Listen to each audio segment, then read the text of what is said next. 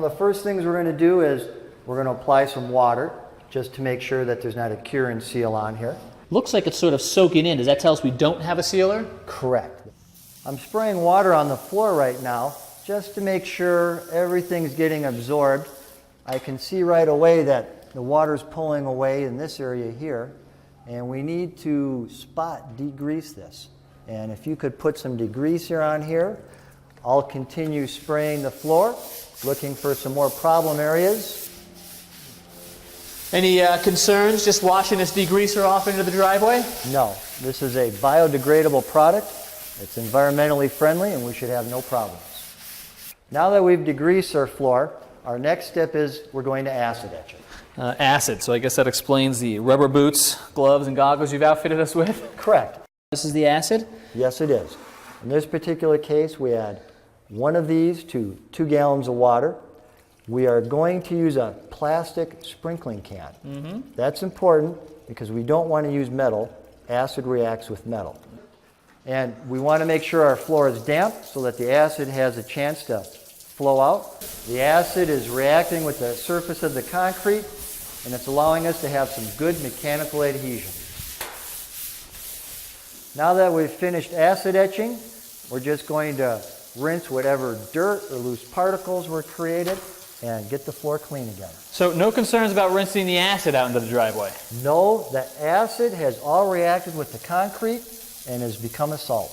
When the acid reacts with the concrete, it leaves little tiny particles of grit behind. So we're going to use this wet vac to remove those off the surface. How's that floor feel, Brian? Feels real good and dry. So just how dry do we need it before we put the epoxy down? Well, the floor should be completely dry. Next step is we mix our epoxy together. And epoxy comes in 2 parts, a part A and a part B.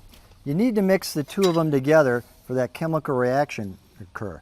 Mix it well, wait 30 minutes, and we're ready for application. So 30 minutes to set up, and now we can paint. And how long do we have to work with it? The epoxy has 2 to 2.5 hours of pot life.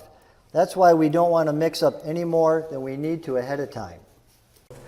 Whenever painting a floor, it's a good idea to work in approximately a 2 feet deep by 6 foot wide area, and then use your finishing strokes in a perpendicular direction.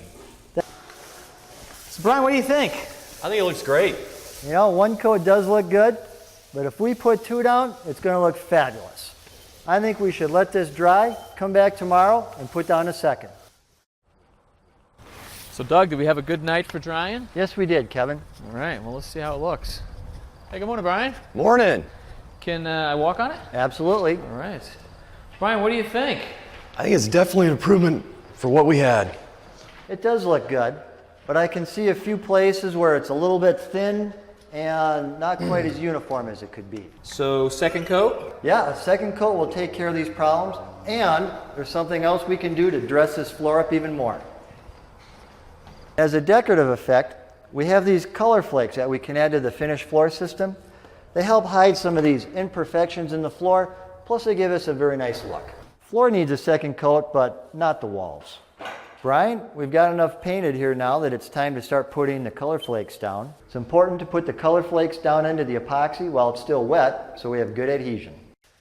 How's that look, Brian? I think that looks really good. That looks like a good job.